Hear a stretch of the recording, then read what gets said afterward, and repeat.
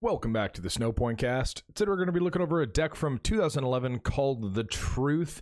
So The Truth actually got second place at the Masters Division in the World Championships in 2011. A player named Ross Cawthon got second with it. Really good player. He's got tons of Worlds results in the past. Top 16s, top 8s, a secondary finals finish other than this one. But yeah, let's get into the list. This is not exactly Ross's list. It's maybe 1 to 2 cards off, but the deck is the same. It's The Truth. But I'll go over the card differences when we get to them. Okay, so starting off with 3 Oddish. Oddish has got 40 HP, Grass type, Single Retreat, and a weakness to Psychic. Ram for 1 Colorless does 10, and then Find a Friend for 1 Grass. Flip a coin. If head, search your deck for a Grass Pokemon, show it to your opponent, and put it in your hand. Kind of a decent turn 1 attack. You do play Rainbow Energy, so this can be a thing for sure.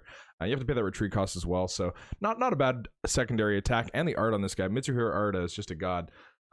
Speaking of Mitsuhiro Arda, the whole line is actually done by him, so kind of a really neat part of any Vileplume deck in this format. Gloom's got 80 HP, Grass type, Single Retreat, and a weakness to Psychic. Miracle Powder's the attack on Gloom, so for a Grass Colorless, you do 30. Flip a coin. If heads, choose a special condition. The defending Pokemon is now affected by that special condition. So that's actually pretty good because it gives you the option to paralyze. And paralyze, you know, if you got attack with the Gloom, you're in a really bad position, but having that option to paralyze is kind of decent. Okay, but you play him for this bad boy. I'm actually gonna move these up because there's 27 Pokemon. I'm gonna need some. Okay, so Vileplume. Vileplume is super good.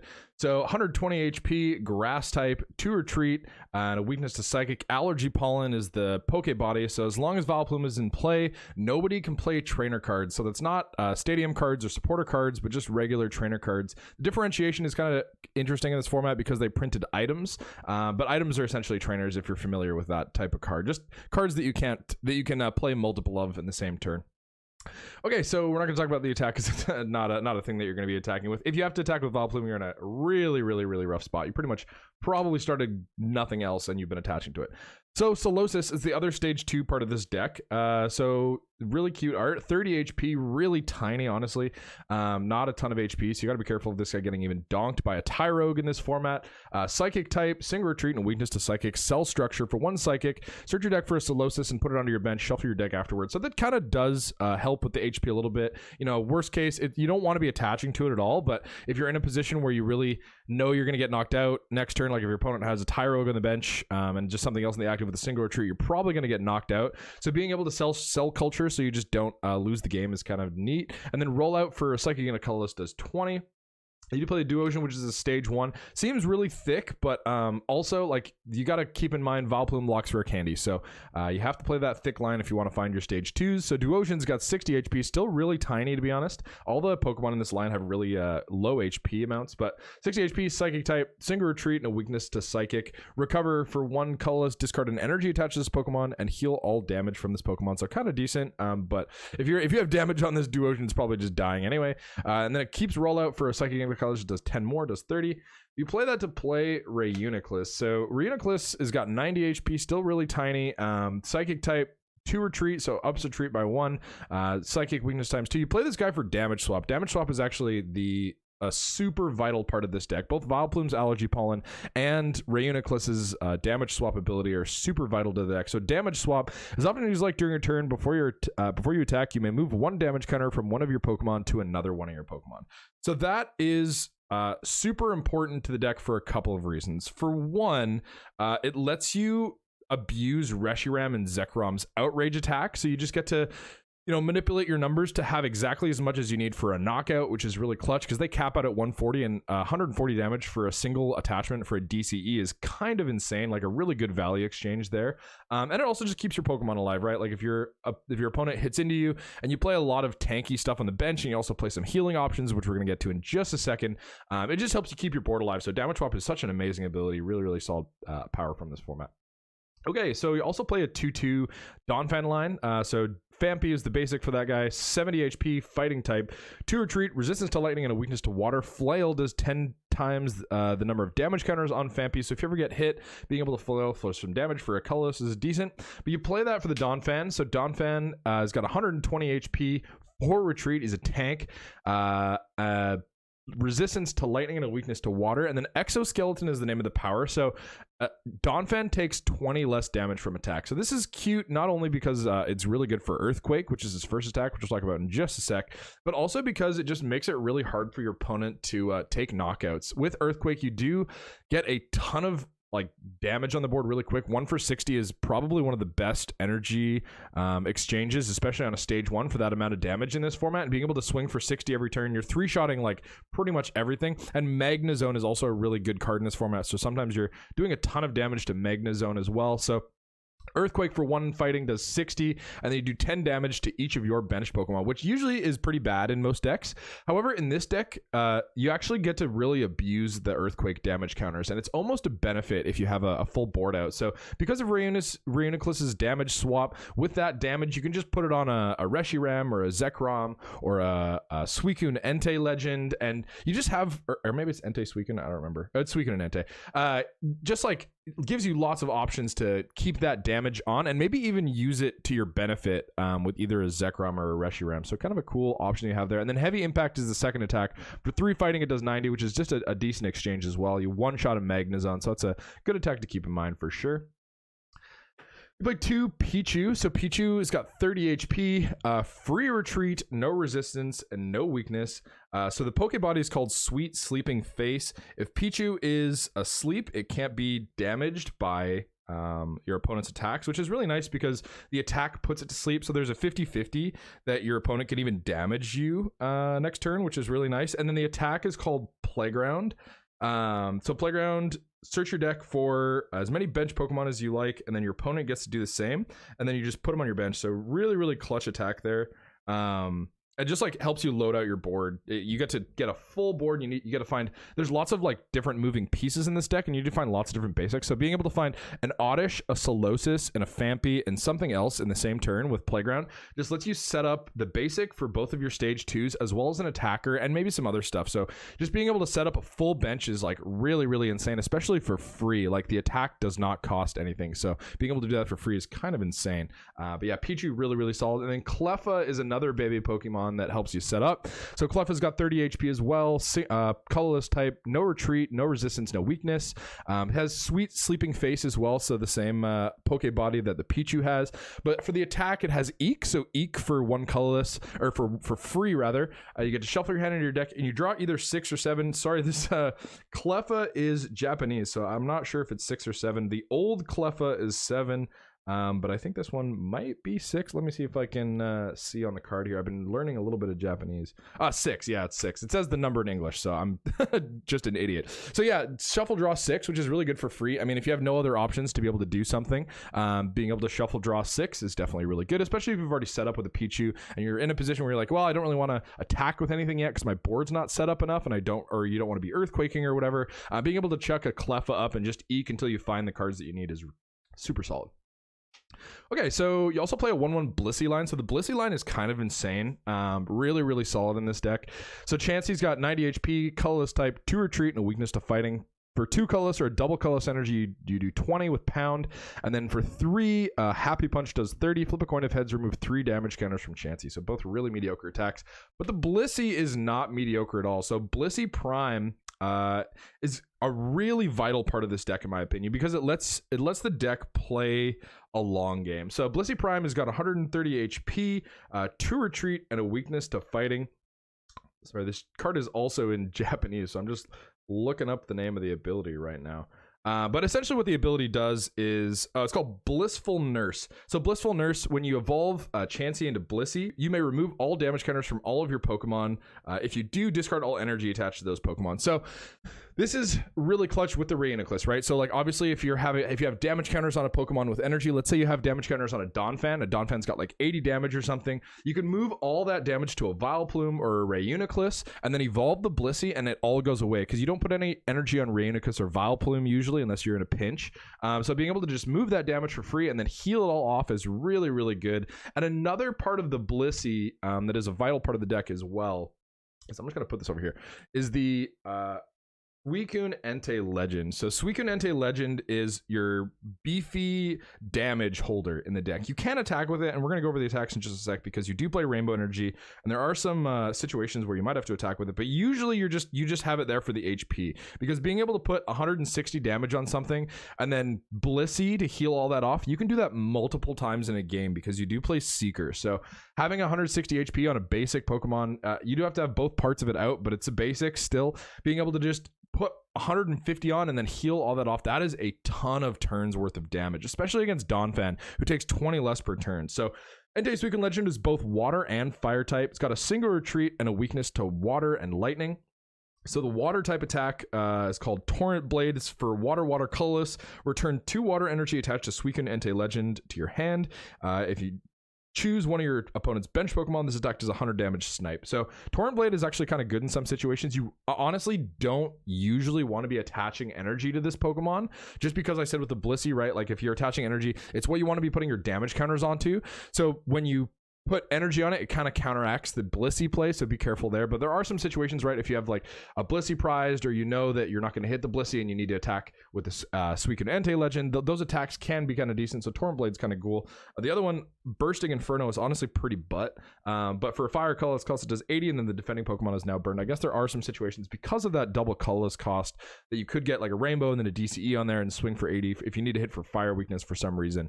But yeah, most of the time you're not going to be attacking with this guy. It's just going to be a big bulky damage holder, which with Reuniclus and Blissey is a big threat. And one of the reasons that the Truth is so good is because if you're able to hit 150 damage 3 times and your opponent has Seekers, that's 450 damage, which is a load of damage for a game, especially in this format.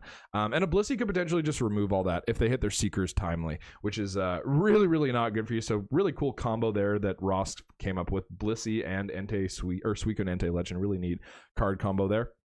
And then we're also playing, this is one of the card differences in this list. This is actually my buddy's Josh's deck, Josh Fernando, and he's got 1 Zekrom. Originally, Ross just played 2 Zekroms, but Josh put in a Reshiram as well. So I think that this cut and the other cut that he did, I really like both of them. Not only is this good for type differentiation, it lets you hit for that fire weakness without having to put energies on Suicune Entei, but also it just helps your weaknesses as well. If your opponent has something that hits for a bunch of fighting weakness and you want to attack with your Zekroms, you're not just kind of up a creek without a paddle there. You can kind of differentiate your weaknesses depending on what your opponent is playing. So it kind of gives you that option there, which is nice because Donphan is such a good card, so sometimes Zekrom can be a little bit worse for sure.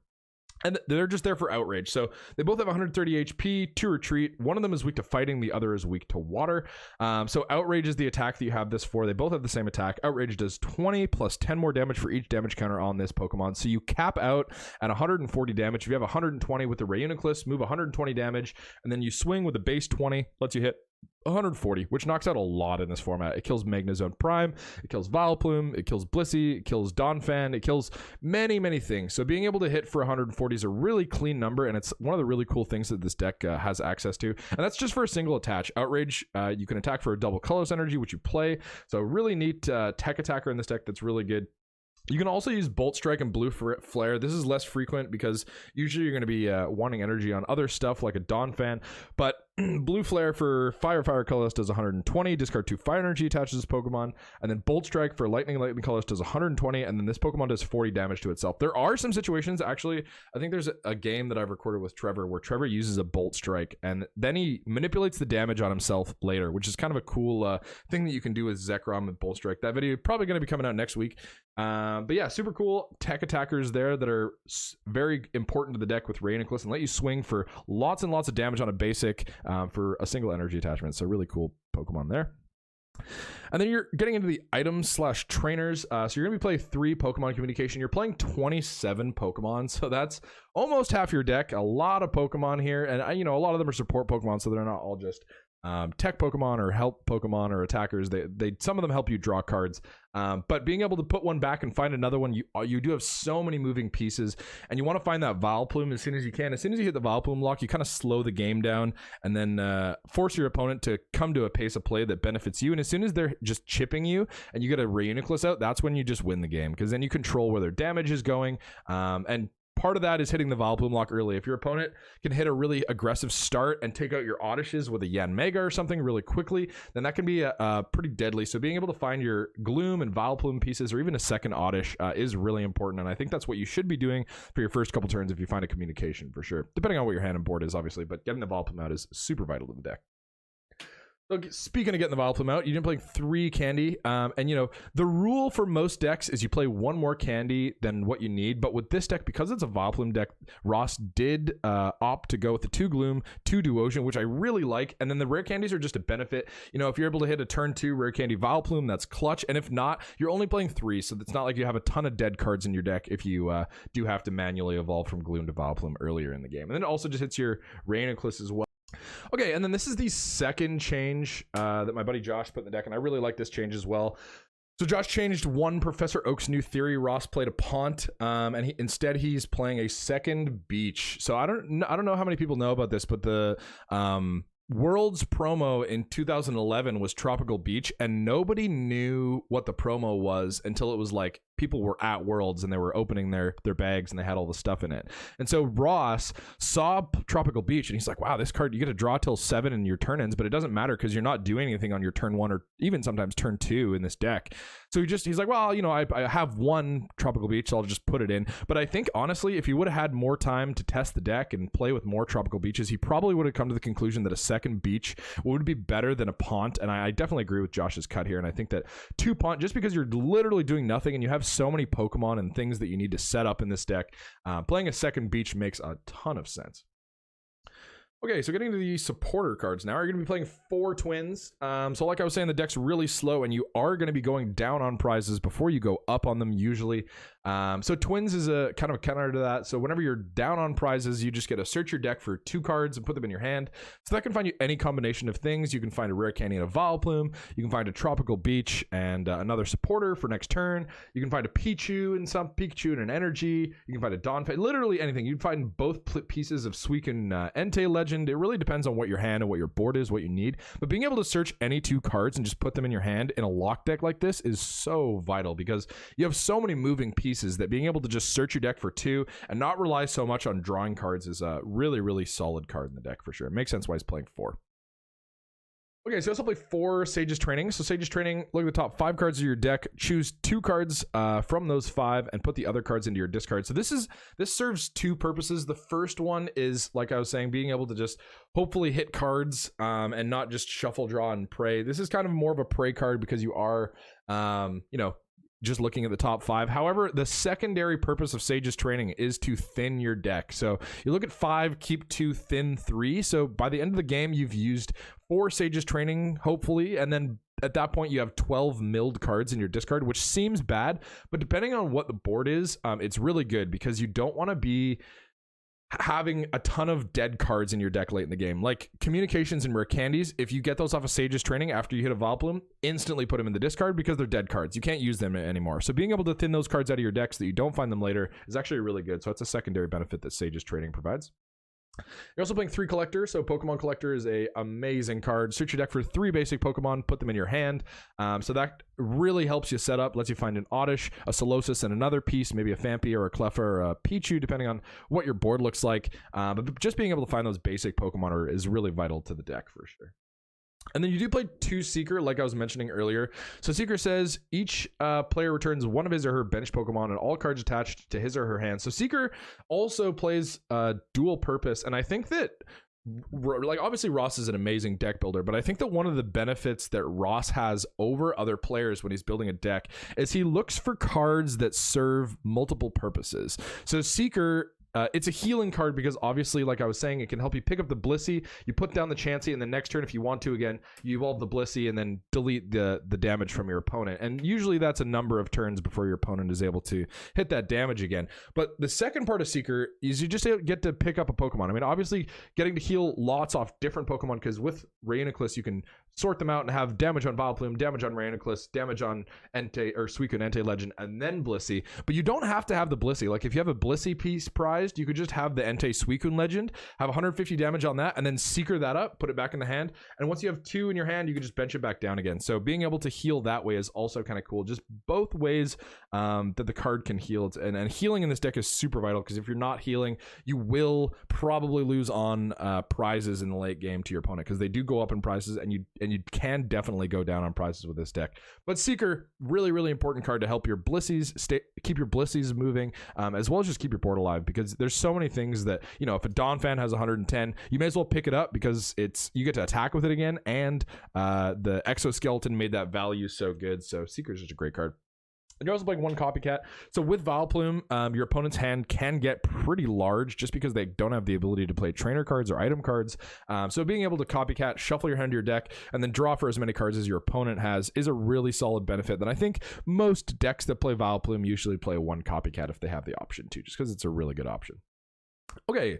Getting into the energy cards, you're going to be playing 4 Rainbow Energy. So with Reuniclus, getting that damage counter on is actually kind of a benefit. It helps charge up your Reshiram and Zekrom later into the game. Or, you know, it keeps your options open. You can attack with a Donphan, you can attack with a Reshiram or a Zekrom, but also, you know, you're not restricted to that single energy type, because it is a special energy that provides any energy at a time, but you just put a damage counter on. And the damage counter is actually not a big deal because of Reuniclus. So kind of a neat card that's usually not amazing that you get to play in this deck, because you get to manipulate your damage like that.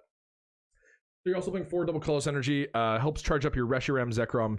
Outrage for a single double colorless, lets you attack for up to 140 if you have a full board of damage. And I guess you can also attack with Blissey. I didn't talk about this before, but Blissey for 3 colorless does 60. So for a colorless and then a DCE, you can swing for 60, and it's got 130 HP. So I mean, that's not too bad for a stage 1 for sure. So double colorless energy, decent, and it's just really for your Reshiram and Zekrom mostly, just because hitting that energy efficient attack, 1 attach for 140 is really, really insane. Really good. You're also playing 2 fighting because of Donphan. Donphan's one of your main attackers in the deck. Really solid Pokemon.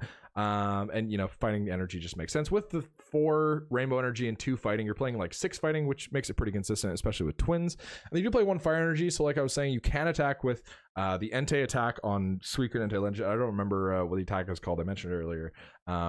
The card is also in Japanese. Shoutouts, Josh. Thanks for having half Japanese decks. But yeah, so the fire can fulfill the fire there, as well as the Rainbow Energy. And you could also put that on Reshiram for a blue flare option as well. Okay, well, this has been The Truth. Ross Cawthon's The Truth. Not his exact list. 1 or 2 cards off of his list that I think both changes are pretty warranted. Honestly, the second Tropical Beach makes a ton of sense. And the Reshiram, you can put it back to a Zekrom. It doesn't really matter. It might have been just a card issue where he didn't have enough Zekroms. I know Josh has 2012 built, and there's a lot of Zekroms required for that as well. So honestly, both of these, if this is a Zekrom, that's fine, but having that type differentiation can be good, because there are some fired weak Pokemon in this format. But yeah, this has been Ross Cawthon's The Truth. If you have any questions about the deck, feel free to leave them in the comments below, and I'll do my best to get to them. And we are also doing a giveaway at 500 subs, so if you're not subscribed, smash that sub button. I feel like I'm a broken record, just being like, oh, yo, I'm a YouTuber, smash that sub button. But we do have a sick giveaway. We got like pins, we got a playmat, we got perlers, we got lots of cool stuff to give away. As soon as we get 500 subs, we're slowly getting there. So if you're not subscribed, definitely hit that sub button. And thank you guys so much for tuning in. We will see you next time.